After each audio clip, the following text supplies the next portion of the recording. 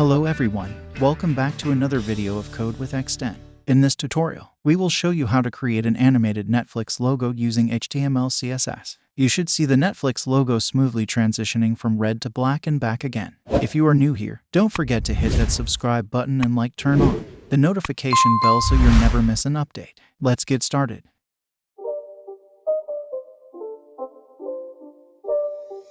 It's not a game, it's a rich thing.